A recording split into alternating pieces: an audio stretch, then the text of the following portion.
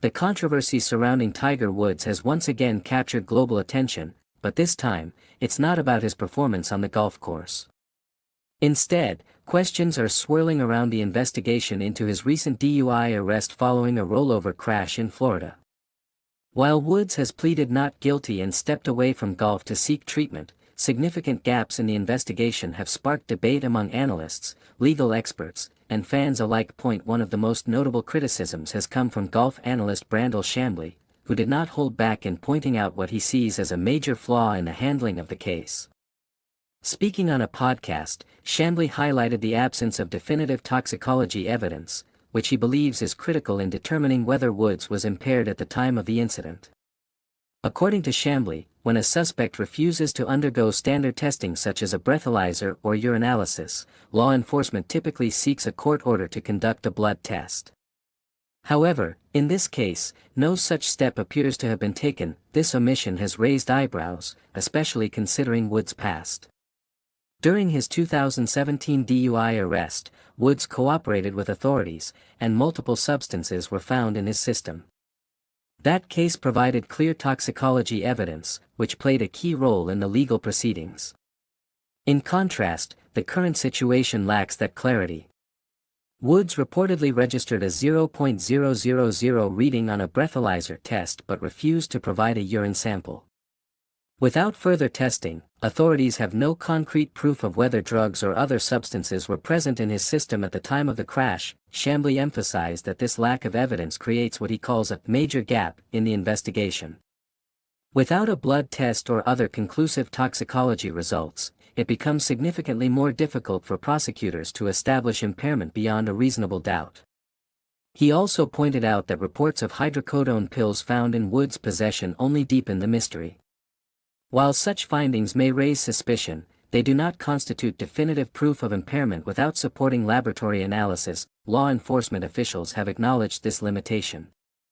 According to statements from the sheriff involved in the case, the refusal to submit to further testing means that authorities may never have a clear understanding of what, if anything, influenced Woods' condition at the time of the crash.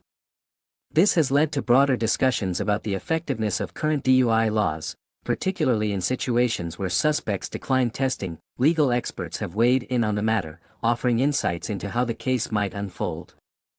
DUI attorney Lawrence Meltzer noted that prosecuting a DUI case without concrete evidence of impairment presents a significant challenge. In typical cases, prosecutors rely on measurable data such as blood alcohol content or the presence of drugs in the system.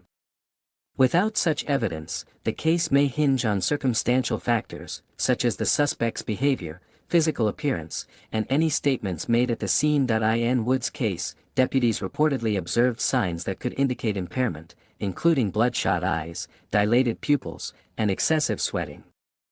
Additionally, Woods allegedly admitted to taking medications earlier in the day. However, as Meltzer explained, these observations alone may not be sufficient to secure a conviction.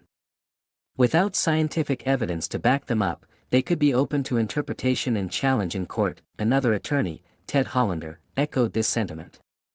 He pointed out that unless there are strong admissions from Woods or additional evidence found in his vehicle, the prosecution may struggle to prove its case. The absence of a urine or blood test significantly weakens the evidentiary foundation, making it harder to establish impairment beyond reasonable doubt. Given these challenges, some legal experts believe that the case could result in a reduced charge or a plea deal. Rather than pursuing a full DUI conviction, prosecutors might focus on the refusal to submit to testing, which is itself a punishable offense. While this carries penalties, they are generally less severe than those associated with a DUI conviction. Despite the legal uncertainties, the principle of innocent until proven guilty remains central to the case. Meltzer emphasized that Woods will be treated like any other individual under the law, regardless of his fame or status. This means that the prosecution must meet the same burden of proof as it would in any other case, relying on legally obtained evidence and adhering to established procedures. Beyond the legal aspects, the situation has reignited long-standing tensions between Woods and Chamblee.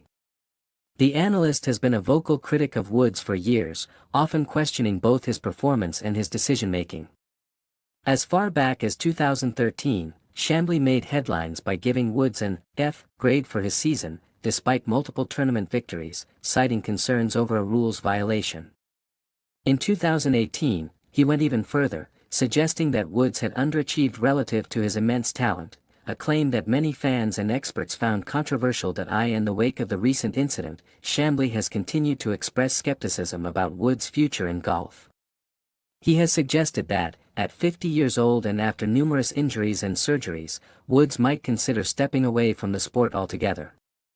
According to Chamblee, continuing to push his body could lead to further complications, creating a cycle that becomes increasingly difficult to escape. For now, Woods has chosen to take a step back from professional golf, focusing instead on his recovery and legal situation.